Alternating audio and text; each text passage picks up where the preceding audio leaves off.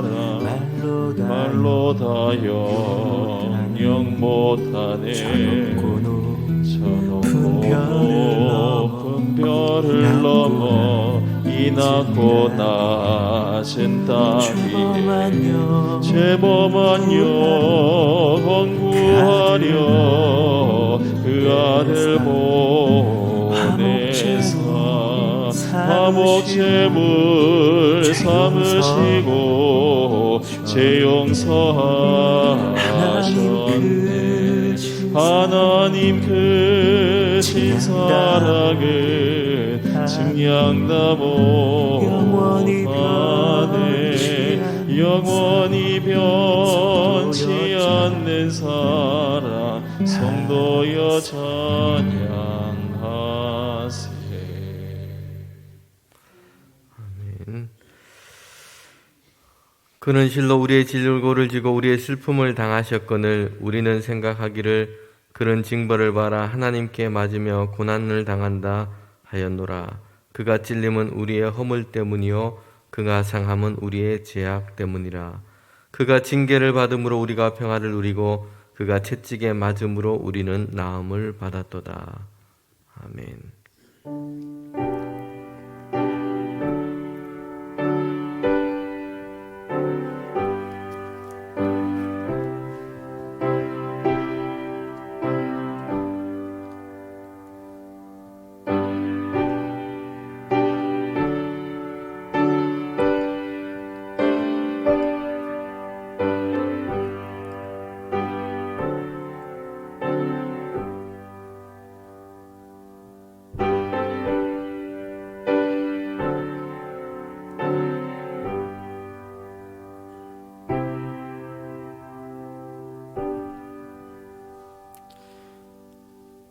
하나님, 이 시간 주님 전에 나올 수 있도록 우리를 인도하여 주시니 감사드립니다.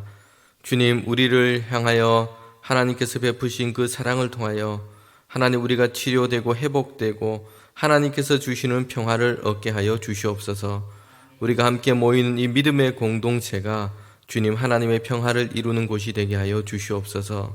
이 새벽 제단 주님 앞에 나와할 때 하나님 우리가 기도와 간구를 하나님께 올려드립니다. 주님께서 주시는 은혜를 맛보기를 원합니다. 더 깊이 하나님께서 주시는 그 사랑과 은혜 가운데 있기를 원합니다. 주님, 우리의 마음과 우리의 생각을 열어주시고 하나님께서 이 시간 주님 은혜의 단비를 내려주시옵소서. 우리 모든 한 사람 한 사람 가운데 하나님께서 찾아오시고 말씀해 주시고 주님께서 우리를 인도하여 주시옵소서. 예수님의 이름으로 기도합니다. 아멘. 우리 찬송 38장 찬송입니다. 38장 사도신경으로 우리 신앙을 먼저 고백하도록 하겠습니다. 사도신경으로 우리의 신앙을 고백합니다. 나는 전능하신 아버지 하나님 천지의 창조주를 믿습니다. 나는 그의 유일하신 아들 우리 주 예수 그리스도를 믿습니다.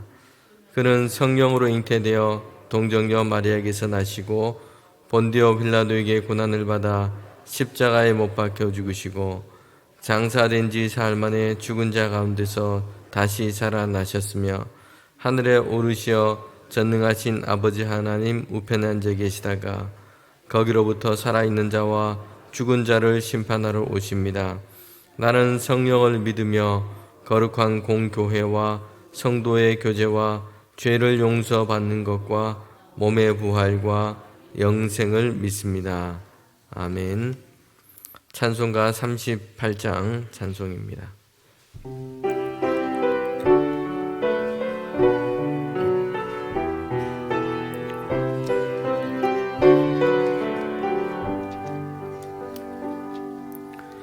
예수 우리 왕이여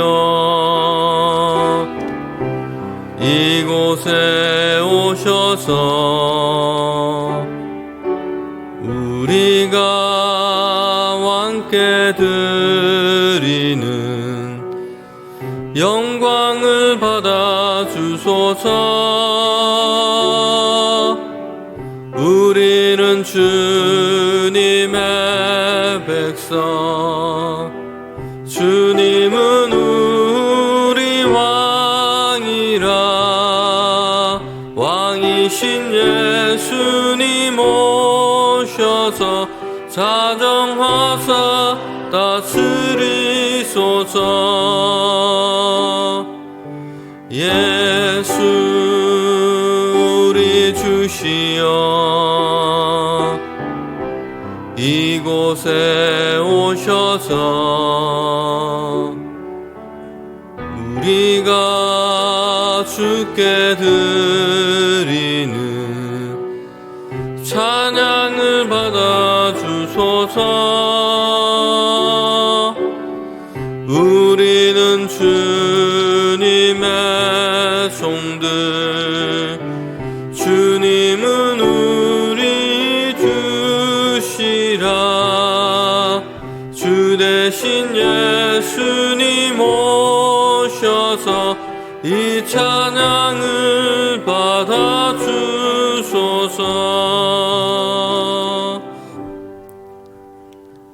아멘. 오늘 우리에게 주신 하나님의 말씀은 요한복음 18장 말씀입니다. 요한복음 18장 28절부터 38절까지 말씀입니다. 요한복음 18장 28절부터 38절까지 말씀입니다.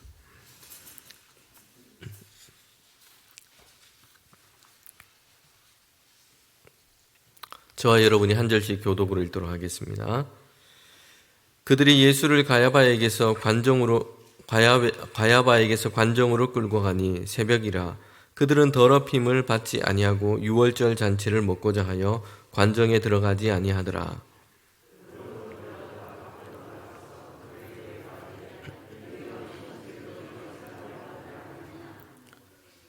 대답하여 이르되 이 사람이 완악자가 아니었더라면 우리가 당신에게 넘기지 아니하였겠나이다.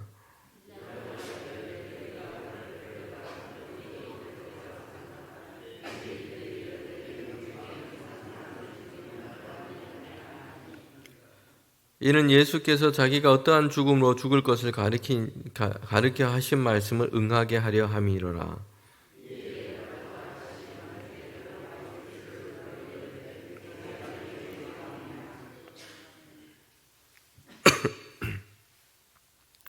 예수께서 대답하시되 이는 내가 스스로 하는 말이냐 다른 사람들이 나에 대하여 내게 한 말이냐.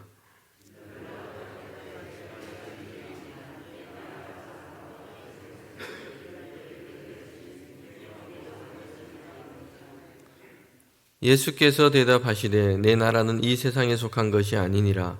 만일 내 나라가 이 세상에 속한 것이었더라면 내 종들이 싸워 나로 유대인들에게 넘겨지지 않게 하였으리라. 이제 내 나라는 여기에 속한 것이 아니니라.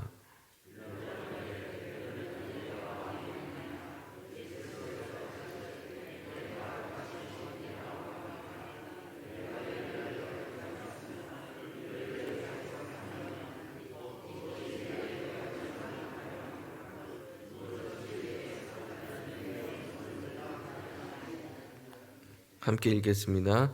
빌라도가 이르되 진리가 무엇이냐 하더라.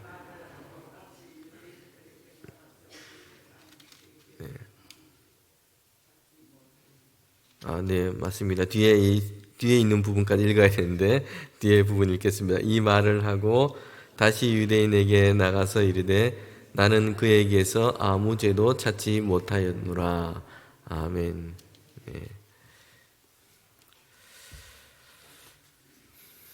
네, 오늘 읽은 이 말씀의 처음 시작은 이제 예수님을 유대인들이 특별히 대제사장과 그를 따르는 무리들이 예수님을 이 빌라도에게 끌고 온 장면으로 시작하고 있습니다. 예수님께서 당하시는 이 고난이 계속해서 되고 있고 점점 더 강해진다는 것을 우리는 보게 됩니다. 우리가 어떤 물리적이든 정신적이든 고통스러운 일이나 아픈 일을 겪을 때는 이것이 금방 갑작스럽게 지나가면 사실 아픔을 적게 느끼게 됩니다. 어릴 적에 다 이를 뽑아보신 경험이 다 있으시죠? 이제 부모님들이 흔들리는 이에다가 실을 묶어서 아이의 이를 뽑기 시작합니다. 그러면 이제 아이에게 얘기하죠. 천정을 보고 있으라고. 또는 어떤 분들은 이마를 한번 뒤로 탁 치시면서 이를 딱 뽑습니다. 그러면 순식간에 이가 뽑혀서 실에 달랑달랑 매달려 있는 것을 보게 됩니다. 아픔을 그게 느끼지 못하고 이렇게 순식간에 일어나게 된 것입니다.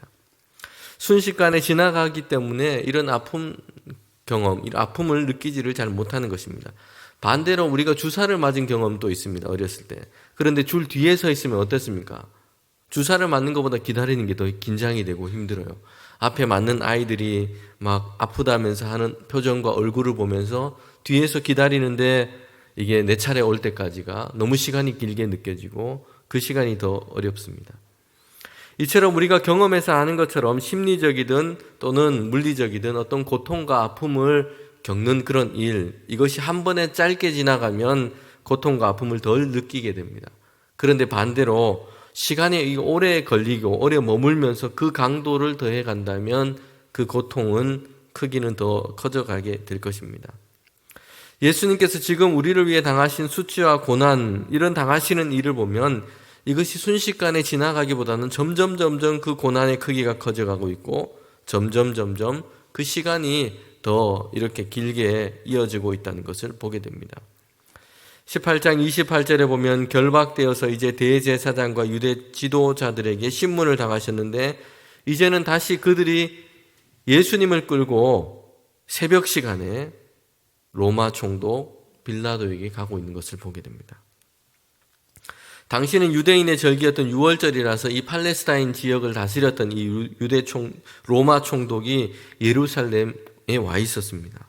그래서 예수님을 끌고 이제 로마 총독인 빌라도가 그거 머물고 있는 곳에 예루살렘에 주둔하고 있는 그곳에 예수님을 끌고 간 것입니다. 대제사장과 그의 무리는 이제 예수님이 로마 총독에게 신문 당하기를 원했던 것입니다. 그것도 새벽 시간에 예수님을 끌고 그렇게 온 것입니다.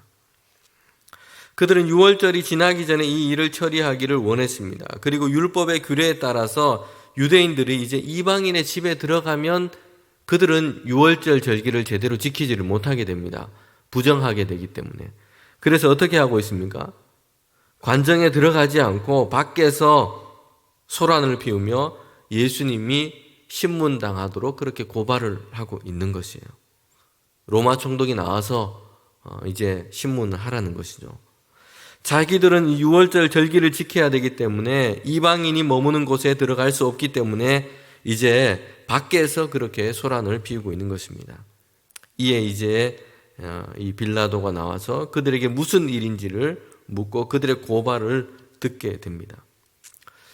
여러분, 그런데 왜 이 유대인들은 이 예수님으로 하여금 로마 총독에게 빌라도에게 신문을 당하고 로마 법에 의해서 이렇게 처벌받기를 원했을까요?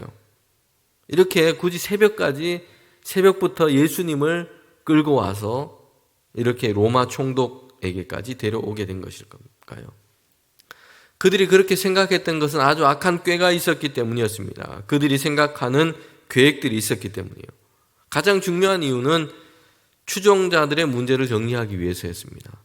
우리가 잘 아는 것처럼 예수님을 따랐던 무리들이 많았습니다. 예수님에 대한 호의를 가지고 있었던 사람들, 군중들이 많았습니다.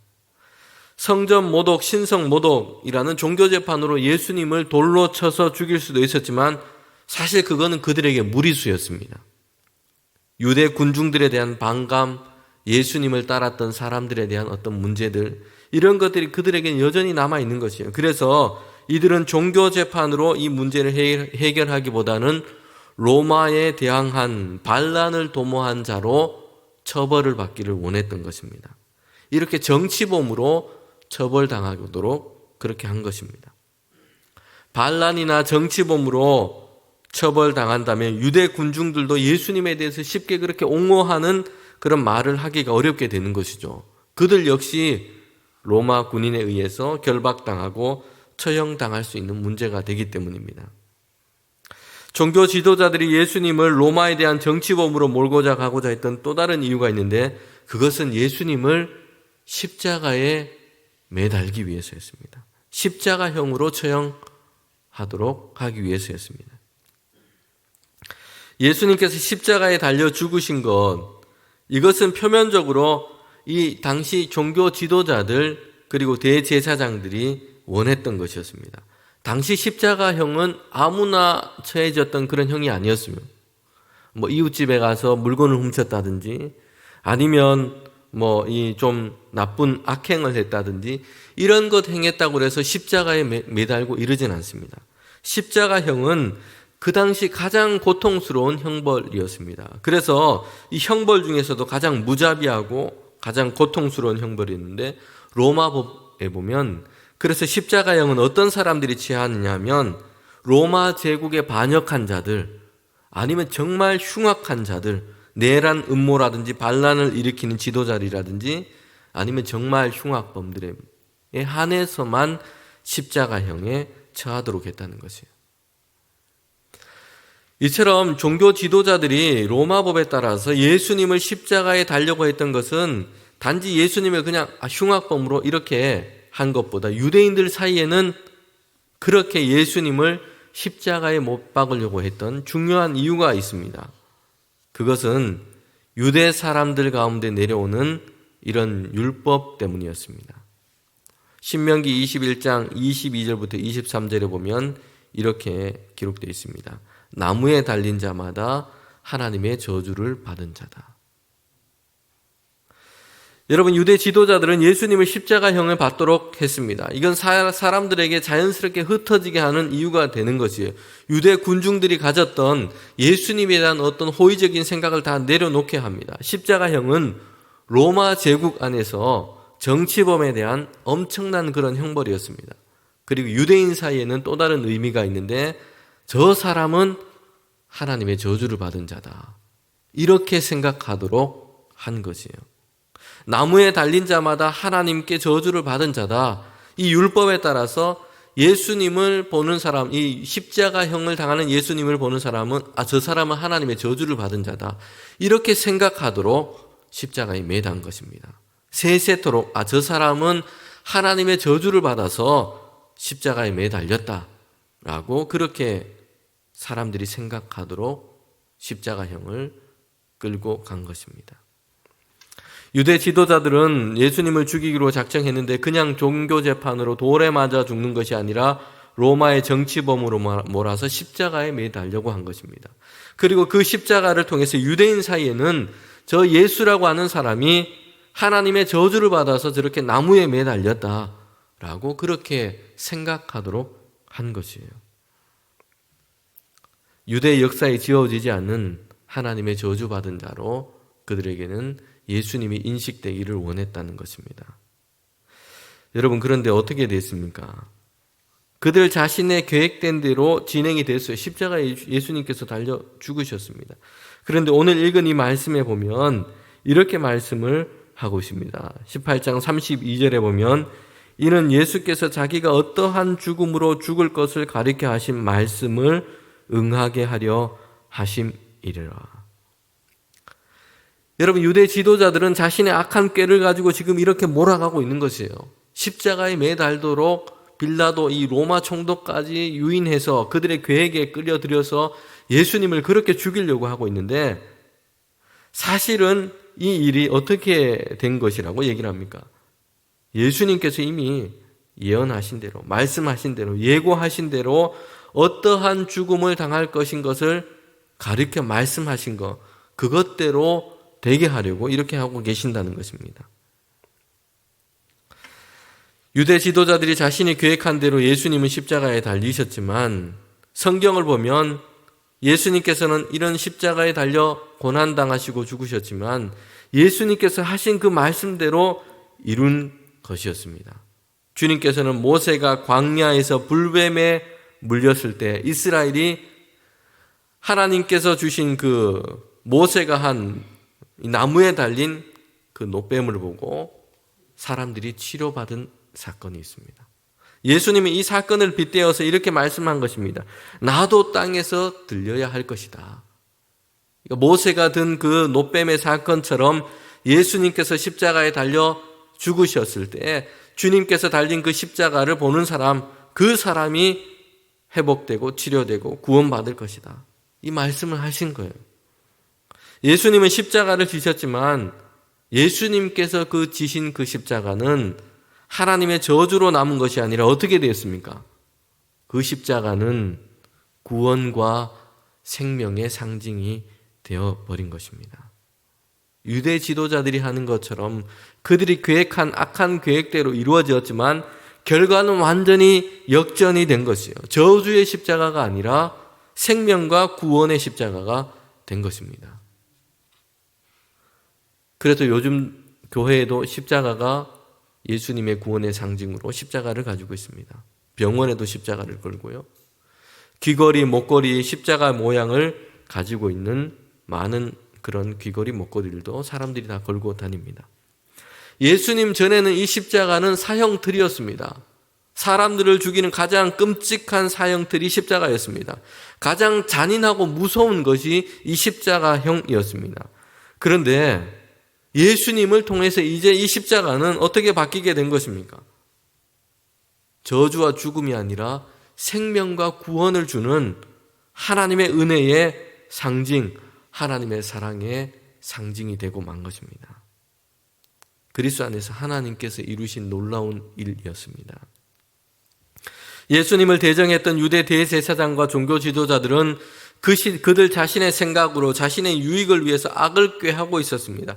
그래서 예수님을 십자가에 못 박으려고 로마 법까지 그리고 로마 총독까지 이용해서 군중들의 그런 함성을 외쳐가면서 예수님을 그렇게 처형하고자 한 것이에요. 그런데 하나님은 오히려 그들의 악한 계획까지도 이것을 사용하셔서 하나님께서는 예수님을 통해 이루시는 그 구원의 역사를 이루어 가신 것입니다. 하나님께서 그의 일을 행하시는데 사용 못하실 재료는 없습니다. 악인의 계획까지도 사용하셔서 하나님은 하나님께서 계획하신 선한 역사를 이루어 가신다는 것을 우리는 믿습니다. 여러분 드라마를 보면 극중에 이 등장하는 인물 중에 정말 미워 죽겠다 싶은 이런 악역들이 있잖아요. 그죠? 이런 악한 역할들이 이 스토리 중에 보면 너무나 이게 악한 일들이 막 자신들의 계획대로 되어가는 걸 보면 성공해 가기도 하는 걸 보면 우리는 막 속에서 부글부글 끓고 속상해 하잖아요. 그런데 결말은 그들이 쓰는 게 아니고 누가 씁니까? 작가가 쓰는 거예요. 이 이야기 전체의 결국은 누가 정하고 누가 쓰는 겁니까? 그 스토리를 쓰고 있는 작가가 하는 것입니다. 저와 여러분 지금 우리가 힘든 일, 어려운 일이 있기도 하고요. 세상을 보면 또 악한 생각과 악한 계획들로 인해서 일어나는 일들이 우리는 얼마나 많이 보고 경험합니다. 그런데 결론은 하나님께서 그 선하신 대로 이루신다는 것입니다. 하나님이 쓰시는 겁니다. 우리는 이런 믿음을 가지고 살아가는 것입니다. 예수님의 이 십자가를 통해서 우리는 유대인 그 종교 지도자들이 계획했던 그 악한 계획, 하지만 하나님께서는 그 십자가를 통하여 하나님의 구원을 이루셨고 그 십자가가 하나님의 구원과 생명의 상징이 되었다는 것을 우리는 기억해야 합니다. 오늘 읽은 이 말씀에 보면 대제사장과 유대인들이 로마 총독에게 예수님을 이제 고발을 했는데요. 사실 십자가형을 받을 만한 죄가 주님께는 없었습니다. 처음 고발한 말을 보면 그래서 18장 30절에 보면 그들이 빌라도에게 이렇게 고발을 하죠. 빌라도가 야, 이 사람이 뭔 죄 때문에 너희들이 이렇게 고발하느냐 하니까 이 사람이 하는 얘기가 행악자라는 것입니다. 구체적으로 예수님의 죄에 대한 말을 그들은 하지를 못하고 있어요. 사실 십자가에 매달 만큼 주님이 뭔가 그들의 빌미라든지 얘기할 죄는 없으시기 때문이에요. 그냥 행악자다 이렇게 얘기를 하고 있는 것입니다. 그들이 생각하는 신성 모독, 성전 모독 이것으로는 로마 법에 따라서 빌라도가 예수님을 신문하거나 처형을 할 만한 죄가 되지를 못해요. 그래서 너희들이 종교법으로 처리할 걸 가지고 왜 나한테 왔느냐 이렇게 처음에는 빌라도가 얘기를 하게 됩니다. 그러자 유대인들이 다시 고발을 했습니다. 다른 복음서에 보면 3가지 항목을 가지고 예수님에 대해서 이 유대 지도자들이 고발을 한 것이에요. 첫 번째는 유대인들을 미혹했다. 두 번째는 로마 황제에게 세금 바치는 것을 반대했다. 세 번째는 스스로 왕이다. 그리스도라고 칭했다. 이 세 가지를 가지고 다시 빌라도에게 고발을 한 것입니다.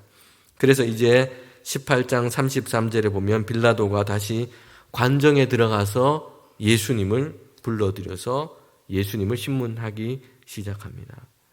빌라도의 물음은 이것입니다.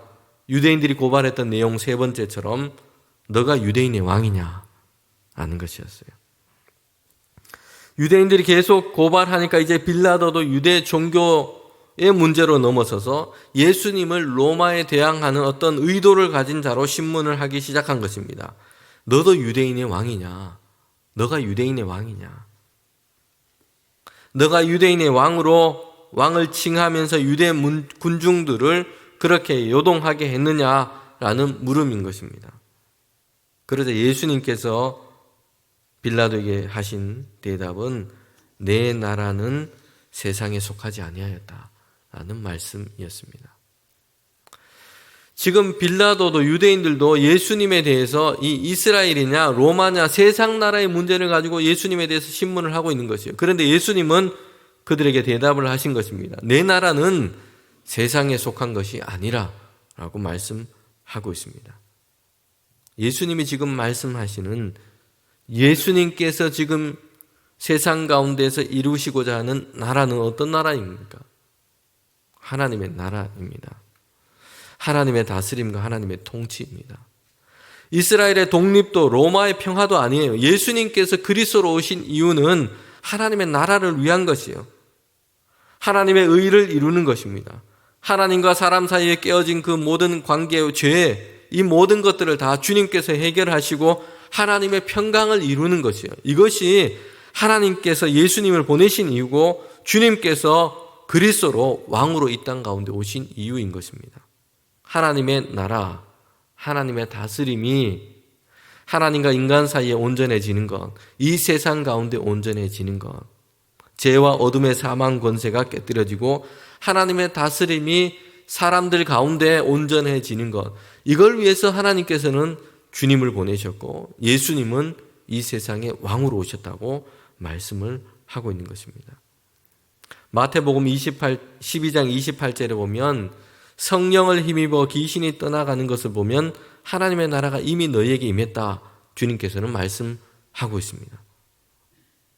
악한 권세가 떠나고 하나님의 다스림이 임하는 것, 이게 하나님의 나라라고 말씀을 하고 있어요. 로마서 14장 17절에 보면 하나님의 나라는 먹고 마시는 것이 아니라 하나님 안에서 의와 평강과 기쁨이라고 말씀을 하고 있습니다. 주님은 이런 하나님의 나라를 우리 가운데 오시고자 하기 위해서 우리에게 오신 것입니다. 하늘로부터 임한 나라, 하나님으로부터 임한 나라, 이 나라를 우리에게 온전하게 이루시고 우리에게 주시고자 주님께서는 오셨다고 말씀하고 있는 것입니다. 주님께서 십자가를 지시고 고난을 당하시는 이유도 바로 여기에 있습니다. 우리가 죄와 어둠 가운데 있는데 우리 가운데 하나님께서 주시는 의와 평강과 기쁨을 온전하게 이루기 위해서, 이걸 위해서 주님께서 고난과 십자가를 지시고 우리 가운데 하나님의 나라를 이루기 위해 그 고난을 당하신다고 말씀하고 계십니다. 37절에 보면 주님께서는 그리스도로 오신 이유를 말씀하시는데 이를 위해 태어났고 이를 위하여 세상에 왔니 나니 곧 진리에 대하여 증언함이라. 하나님의 나라에 대해서 증언하시는 것입니다. 왜 예수님께서 근본 하나님의 본체를 버리시고 사람의 모양으로 이 땅에 오셨고, 그리고 왜 주님께서는 세상의 임금이 되러 오신 것이 아니라 하나님의 나라를 이 땅 가운데 이루려고 오셨는데 예루살렘이 아니라 베들레헴 말구에 오셨습니다. 그리고 주님께서는 예루살렘이 아니라 골고다 십자가를 그렇게 지셨습니다. 왜 그렇게 하셨다고 말씀을 하고 계십니까? 하나님의 나라를 이루시기 위해서였습니다. 주님은 세례를 받으시고 공생애를 시작하시면서 처음으로 선포하신 말씀이 있습니다. 이것은 예수님께서 오신 이 목적을 가장 잘 말씀해 주고 있는 그런 말씀이기도 합니다. 하나님의 나라가 가까이 왔다. 회개하고 복음을 믿어라. 말씀하셨어요. 하나님의 나라가 가까이 왔다. 주님께서 행하신 일, 그것은 바로 하나님의 나라를 우리 가운데 이루시는 거였습니다. 예수님의 이 선포는 요한복음이 이렇게 풀어주고 있다고 저는 생각합니다. 하나님의 나라가 갖고 왔다. 회개하고 복음을 믿어라. 이 말씀은 요한복음 3장 16절부터 17절에 보면 이렇게 우리는 풀어서 이해할 수 있습니다. 하나님이 세상을 이처럼 사랑하사 독생자를 주셨으니 이는 저를 믿는 자마다 멸망치 아니하고 영생을 얻게 하려 하심이라. 하나님이 그 아들을 세상에 보내신 것은 이 세상을 심판하려 하심이 아니요 그로 말미암아 세상을 구원받게 하려 하심이니라. 주님께서 오신 이유가 바로 여기에 있는 것입니다.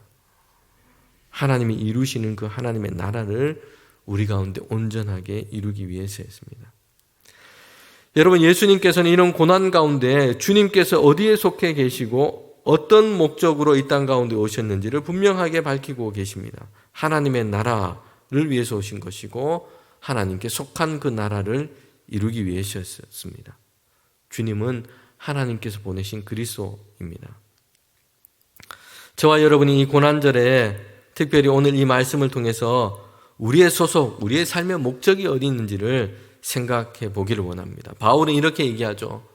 우리의 시민권은 땅에 있지 않고 하늘에 있다고 말씀을 했습니다. 저와 여러분의 시민권은 하늘에 있는 것입니다. 그러므로 우리가 그리스도와 함께 다시 살림을 받았으면 위의 것을 찾으라. 거기는 그리스도께서 하나님 우편에 앉아 계시느니라. 위의 것을 생각하고 땅의 것을 생각하지 말라. 바울이 골로새서에서 말씀을 하고 있습니다. 우리의 시민권이 하늘에 있기 때문에 땅의 것을 생각하지 말고 하늘의 것을 생각하라 라고 말씀하고 있습니다. 성도 여러분, 오늘 우리가 고난절을 보내며 특별히 이 말씀을 통해서 주님께서 우리에게 이루시고자 하는 그 하나님의 나라, 주님께서 우리에게 이것을 선물로 주셨습니다. 하나님 안에서 의와 평강과 기쁨이라고 말씀했습니다. 땅의 것 먹고 마시는 것이 아니라 하나님의 나라는 하나님 안에서 의와 평강과 기쁨을 얻는 것이라고 말씀했습니다. 하나님의 나라는 악한 권세가 떠나고 하나님의 다스림 안에서 온전하게 살아가는 것이라고 말씀했습니다. 하나님의 나라는 그리스도 안에서 영원한 생명을 얻고 그 안에 살아가는 것이라고 말씀했습니다. 이 하나님의 나라를 그리스도께서, 예수님께서 십자가에 고난당하심으로 우리에게 이루신 줄 믿습니다. 그 은혜로 살아가며 날마다 위의 것을 생각하며 그 안에 살아가는 우리 모두가 되기를 원합니다. 아멘. 우리 찬송가 149장 찬송 부르고 함께 기도하겠습니다. 찬송가 149장입니다.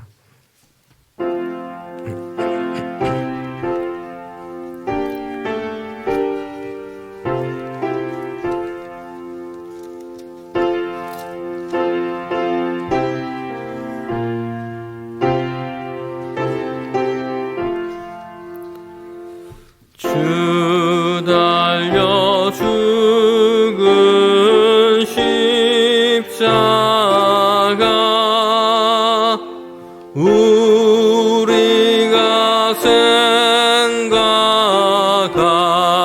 때에 세상에 속한 욕심을 헛된 줄 알고 버리네. 죽으신 구주 밖에는 사랑을 말게 하소서.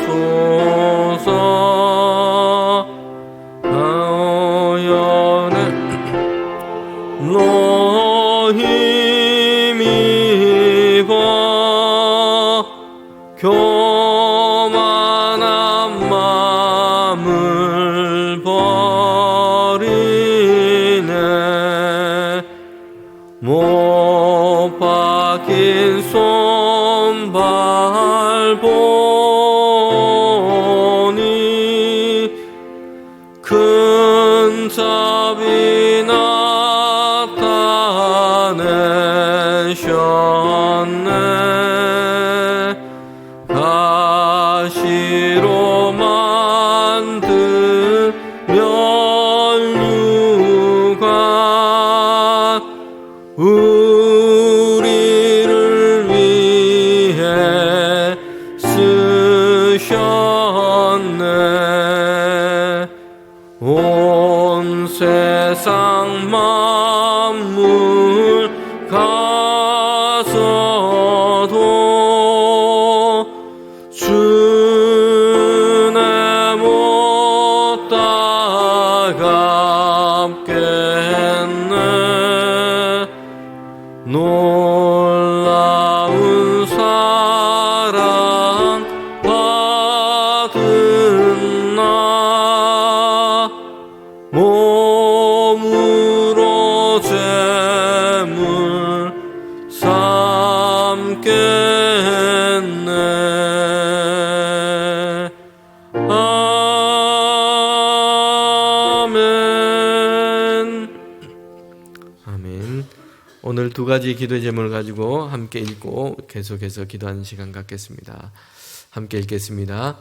우리가 타성에 젖어 일상의 삶에 안주하는 태도를 이번 고난주간을 통해 고쳐 늘 혁신하고 변화되게 하옵소서. 주께서 맡겨주신 이 세상을 생명이 넘치고 정의로운 평화가 지속되도록 우리가 기도하며 함께 달려가게 하옵소서. 아멘. 또 우리가 이 시간 기도할 때 오늘 주신 말씀을 가지고 기도합시다. 하나님께서 우리에게 주신 그 은혜를 따라서 이제는 우리의 시민권은 하늘에 있으니 하늘에 속한 우리의 생명, 하늘에 속한 우리의 삶, 그런 위의 것을 생각하며 살게 하여 주시옵소서. 주님, 우리에게 하나님께서 십자가를 예수 그리스도를 통하여 이루심으로 우리에게 이루신 하나님 안에서 주시는 의와 평강과 기쁨의 삶을 살아갈 수 있도록 주님 인도하여 주시옵소서. 이 시간 함께 계속해서 합심해서 기도하도록 하겠습니다. 기도하시겠습니다. 주님 참 감사합니다. 하나님, 주님께서 고난의 십자가를 주심으로 하나님의 나라를 우리 가운데 이루셨으니 주님, 우리 안에 있는 악한 죄와 사망의 권세와 어둠과 그늘과 슬픔과 고통의 역사들을 다 물러가게 하시고 하나님, 하나님께서 이루신 그 하나님의 나라가 우리에게 이루어지기를 원합니다. 주님, 주님께서 함께하여 주심으로 의와 평강과 기쁨을 얻게 하시고 날마다 주 안에서 하나님께서 주시는 평강의 삶을 살아갈 수 있도록 인도하여 주시옵소서. 주님께서 이 땅에서 하나님 오신 그 이유 목적을 따라 하나님께서 주시는 그 하나님의 나라가 우리 가운데 이루어지기를 원합니다. 주님 평강 가운데 살게 하시고 주님의 사랑을 이루게 하시고 주님의 의를 이루며 살아가는 우리 모두가 될 수 있도록 인도하여 주시옵소서. 하나님, 우리 대본교회 가운데 함께하여 주셔서 날마다 먹고 마시는 것이 아니라 주님 의와 평강과 기쁨을 얻는 그런 삶을 살아가는 믿음의 공동체 될 수 있도록 인도하여 주시옵소서. 모든 악한 권세가 떠나가게 하시고 하나님의 다스림이 온전하게 나타나는 믿음의 공동체 될 수 있도록 인도하여 주시옵소서. 병마 가운데 있는 성도들 있습니다. 하나님, 주님 마음의 모든 고통 가운데 있는 많은 성도들이 있습니다. 그들 가운데 하나님의 나라를 이루어 주시옵소서. 악한 권세가 떠나가게 하시고 주님의 다스림이 온전하게 하여 주셔서 주님 그 모든 것들로부터 자유하게 하여 주셔서 하나님의 나라를 맛보게 하시고 이미 우리 안에 이루신 그 하나님의 평강이 그들 가운데 더 평만할 수 있도록 주님 인도하여 주시옵소서. 하나님께서 함께하여 주셔서 이 세상 가운데 주님께서 주시는 그 평강의 나라가 오게 하기를 원합니다. 하나님, 그리스도 안에서 우리를 다시 살리셨으니 땅의 것을 생각하며 살지 않게 하시고 날마다 위의 것을 찾으며 위의 것을 생각하며 살아가는 믿음의 사람들이 다 될 수 있도록 인도하여 주시옵소서. 주님, 이 고난주간을 보내며 특별히 하나님께서 우리에게 큰 소망 가운데 우리를 부르셨으니 우리의 시민권이 하늘에 있음을 기억하게 하시고 더욱더 주님 신령한 은혜를 사모하며 하늘의 것을 찾으며 위의 것을 찾으며 살아가는 우리 모두가 될 수 있도록 인도하여 주시옵소서. 주님의 고난을 통하여 이루신 그 평강이 하나님의 그 화목이 우리 가운데 더 깊어지게 하시고 하나님, 주님의 그 고난을 통하여 이루신 주님의 평강이 우리 가운데 가득하셔서 날마다 하나님을 사랑하며 섬기며 사랑하는 우리 모두가 될 수 있도록 주님 큰 은혜를 더하여 주시옵소서.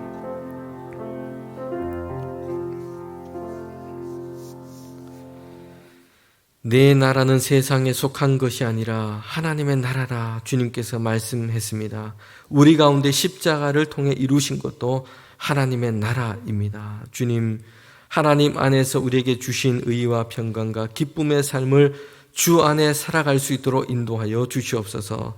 하나님, 우리를 메고 있는 많은 악한 권세들이 물러가게 하시고, 주님, 우리 안에 있는 모든 어둠들이 다 물러가게 하시고 하나님의 다스림이 온전해질 수 있도록 주님께서 은혜를 베풀어 주시옵소서. 이 고난절을 보내면서 하나님, 주님께서 고난당하시고 이루신 그 하나님의 나라와 의와 평강과 기쁨이 우리 안에 회복되기를 원합니다. 주님, 우리를 가로막는 모든 것들이 주님 깨어지게 하시고 하나님과의 온전한 믿음과 사랑과 평강의 관계가 회복될 수 있도록 인도하여 주시옵소서. 그런 믿음의 삶을 살아갈 수 있도록 축복하여 주시옵소서. 하나님, 이제는 그리스도 안에서 우리가 하나님께 속한 자로 주님 우리를 불러주셨으니 땅의 것이 아니라 위의 것을 사모하며 생각하고 살아가는 우리 모두가 될 수 있도록 주님 인도하여 주시옵소서. 이 시간 귀한 예물을 드렸습니다. 사랑의 주 여호와 아버지 하나님, 감사드립니다. 주님, 이 기도 제목으로 드리는 이 예물을 받아주시고 그 10년 가운데 하나님 평강을 더하여 주셔서 감사, 평강, 은혜 날마다 충만케 하여 주시옵소서. 예수님의 이름으로 기도합니다. 지금은 주 예수 그리스도의 은혜와 하나님의 그 크신 사랑과 성령의 충만하심이 하나님을 예배하는 우리 모두 가운데 지금부터 영원토록 함께 하시기를 간절히 축원하옵나이다. 아멘.